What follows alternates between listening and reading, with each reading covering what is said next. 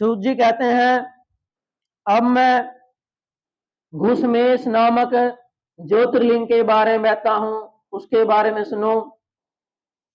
दक्षिण दिशा में एक पर्वत है जिसका नाम देवगिरी पर्वत है। वह देखने में सुंदर है।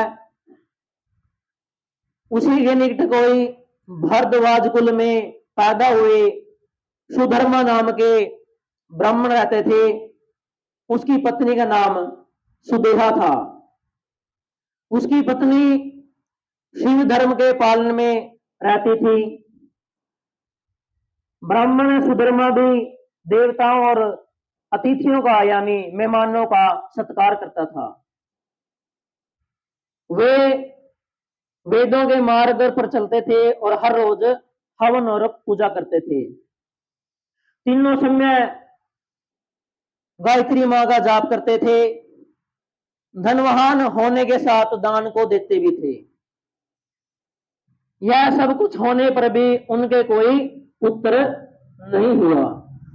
अब इतने ज्यादा तपस्वी थे, हर रोज हवन करे करते, पत्नी भी शिव की पूजा करे करती, पति भी हर रोज दान करे करता, लेकिन इतना होने पर भी कभी पुत्र की प्राप्ति नहीं हुई। आजकल कलयुग में अगर इतना कोई कुछ करता है तो पहले तो 10 आंका डिंडोरा पिटेगा कि मैं तो व्रत करूं, मना यो करा लिया यो करो लिया, मेरा तो फिर भी फायदा नहीं हुआ।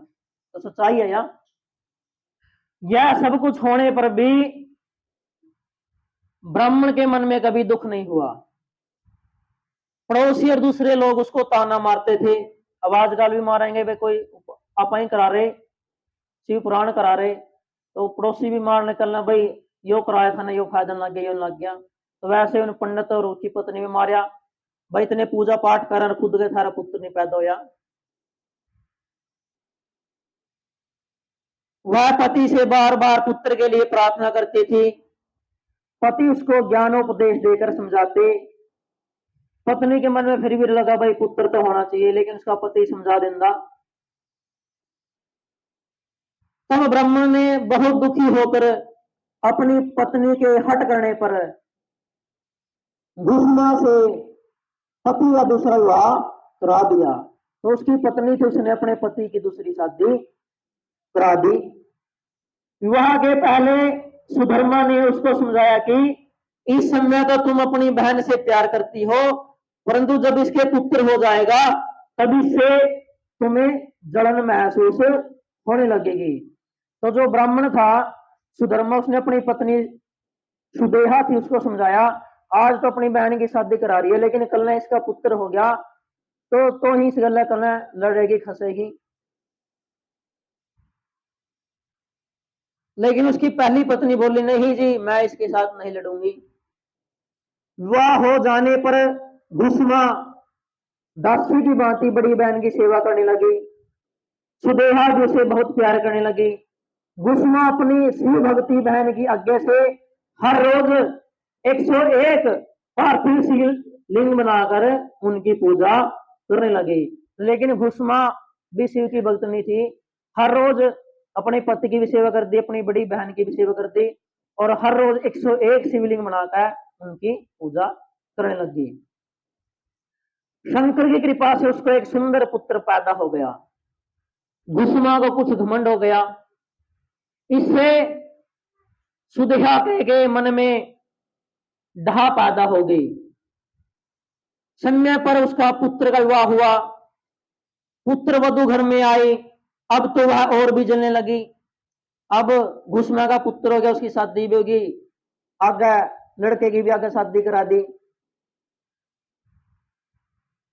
उसकी बुद्धि भ्रष्ट हो गई और एक दिन उसने रात में सोते हुए पुत्र को छुरे से उसके छोटे छोटे टुकड़े काटकर तालाब में फेंक दिए, जहां घुसमा हर रोज पार्थिव शिवलिंग का विसर्जन करते थे। तो जो दूसरी बहन थी उसे घुसमा हर रोज 101 शिवलिंग बनाकर जिस तालाब में विसर्जन करती थी, उसी तालाब में उसकी बड़ी बहन ने घुसमा के बेटे के 101 115 जितने भी टुकड़े हुए घेर कर तालाब में छोड़ दिए। तो पार्थिव शिवलिंग का भी बड़ा पुण्य काम है। जैसे एक शिवलिंग अपना बनाया है, यदि आप भी अगर अपने घर से मिट्टी का शिवलिंग बना कर ले आओ अपने सामने रख लियो तो बहुत बड़ा उसका भी पुण्य है। अगर किसी पे बना है तो इस सोमवार ने कोशिश कर लियो, चाहे सिंपल बना लियो। पुत्र के अंगों को उस तालाब में फेंक कर वह लौट आई और सुखपूर्वक सो गई। तो वैसे ही दुष्ट देख थी अपने सगी बहन के पुत्र के टुकड़े करके तालाब में गिर गई। श्रेष्ठ ब्राह्मण सुधर्मा समय पूजा पाठ में लगा था। इसी समय उसकी बड़ी पत्नी सुदेहा उठी और खुशी से काम काज करने लग गया। तो उसके आत्मा में गीसा गल गया, अपनी बहन का ही लड़का मार दिया, तो बड़ी खुशी के साथ काम में लग गई। लिया तो आई जी, फिर उसका छोर हो गया बिब, कोई ही कोई होगा स्त्री जड़ ना करे। सुबह जब बहू ने उठकर पति की सैया को देखा तो वह खून से भीगी दिखाई दी।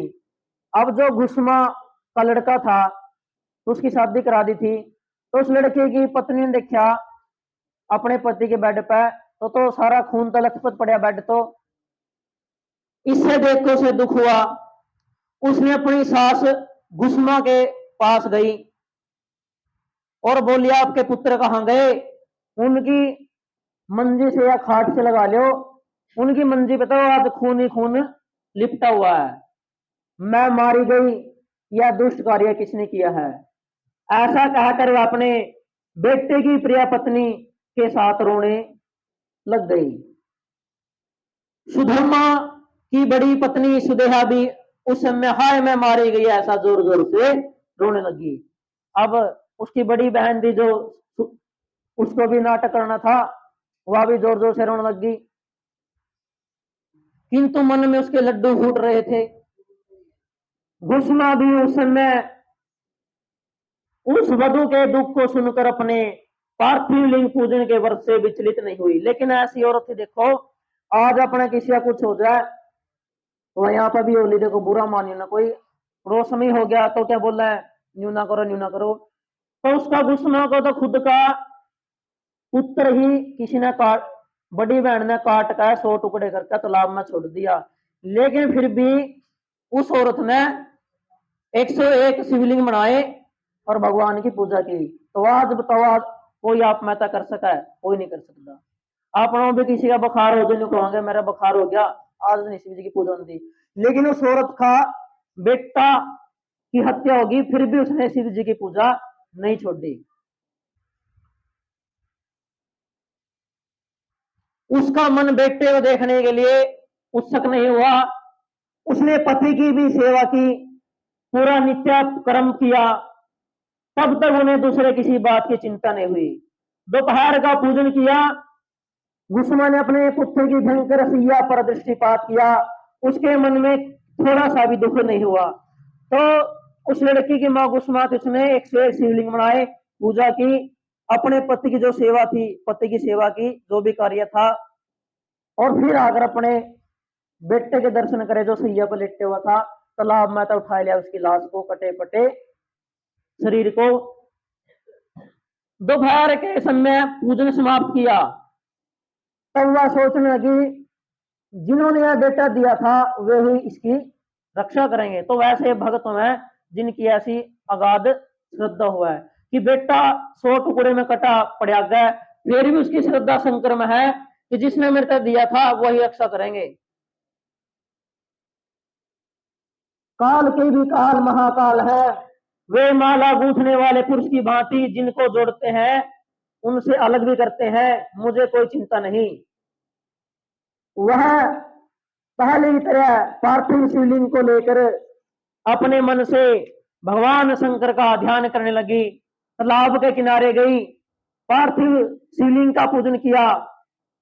पार्थिव लिंग को तालाब में डालकर जब वह लौटने लगी तो उसे अपना पुत्र उसी तालाब के किनारे खड़ा दिखाई दिया।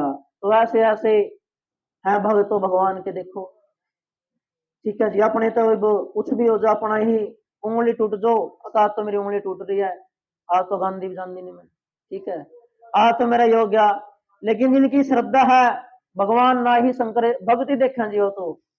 अब जिस हिस्सा बढ़कर घटना तो दुखी किसी के साथ हो ही नहीं सकती कि जिस औरत का लड़का है किसी ने काट का उसके आगे गिर दिया तालाब में, और फिर भी उसने शिवलिंग की पूजा की, अपना कर्म नहीं छोड़ दिया, 101 शिवलिंग बनाए और 101 शिवलिंग बनाकर तालाब में छोड़ दिए, और मन में ध्यान था कि भगवान ने दिया है, उसने ले लिया, अगर उसने देना होगा तो ठीक कर देगा। तो शिव शंकर भगवान ने देखा भाई ये तो बहुत ही तकड़ी भगत है, भगवान ने तो मिंट लाई 108 के 8 टुकड़े जोड़ दिए, उसका लड़का खड़ा खड़ा मिल गया। सूत जी कहते हैं उस समय वहां अपने पुत्र को जीव देकर गुस्मा को न तो खुशी हुई और न दुख हुआ। इसी समय उस थे ज्योति स्वरूप महेश्वर शिव उसके सामने प्रकट हो गए। तो जो सच्चा भक्त भी यही बताया गया है कि दुख में ज्यादा दुखी ना हो और सुख में ज्यादा उछले ना, ठीक है ना। तो वैसे तो वहां बहुत कि दुख में हो गया भगवान नहीं गलत सलत बोलने लग जाएंगे, सुखी हो गया तो चार आगे अपना गुणगान करेंगे कि मैं तो बहुत सुखी हो गया, भगवान ने न्यू कर दिया, अच्छा कर दिया मेरे गला। तो लेकिन भगत तो ऐसे ही हुआ है कि दुख में भी गलत नहीं बोल रहे किसी ने, सुख में भी ज्यादा घमंड में नहीं आंदे। तो जब उसने पुत्र जीवित देखे अपना मरे हुआ, ना उसने खुशी हुई ना इसने दुख हुआ, शंकर भी देख कर चकित हो गए। तो शंकर साक्षात वहां पर प्रकट हो गए। तो इसी पर भजन है एक, कृष्ण गोविंद गोपाल गाते चलो, मन को विषयों के विष से हटाते चलो। श्री कृष्ण गोविंद गोपाल गाते चलो, मन को विषयों के विष से हटाते चलो। देखना इंद्रियों के न घोड़े भागे, देखना न घोड़े भागे, रातों दिन इनको संयम के घोड़े लगे, रातों दिन इनको यम के घोड़े लगे। अपने मन को सुमार्ग झूलाते चलो, अपने मन को सुमार्ग चलाते चलो। कृष्ण गोविंद गोपाल गाते चलो, कृष्ण गोविंद गोपाल गाते चलो। मन को विषयों के विष से हटाते चलो, मन को विषयों के विष से हटा चलो। प्राण जावे मगर नाम भूलो नहीं, प्राण जा मगर नाम भूलो नहीं। दुख में तड़पो नहीं, सुख में भूलो नहीं, दुख में तड़पो नहीं, सुख में भूलो नहीं। नाम धन का खजाना बढ़ाते चलो, नाम धन का खजाना बढ़ाते चलो। कृष्ण गोविंद गोपाल गाते चलो, कृष्ण गोविंद गाते चलो। मन को विषयों के विष से हटाते चलो, मन को विषयों के विष से हटा चलो। नाम जपते रहो, काम करते रहो, नाम जपते रहो। पाप की वासनाओं से डरते रहो, पाप की वासनाओं से डरते रहो। प्रेम भक्ति के आंसू बहाते चलो, प्रेम भक्ति के आंसू बहाते चलो। कृष्ण गोविंद गोपाल गाते चलो, कृष्ण गोविंद गोपाल गाते चलो। मन को विषयों के विष से हटाते चलो।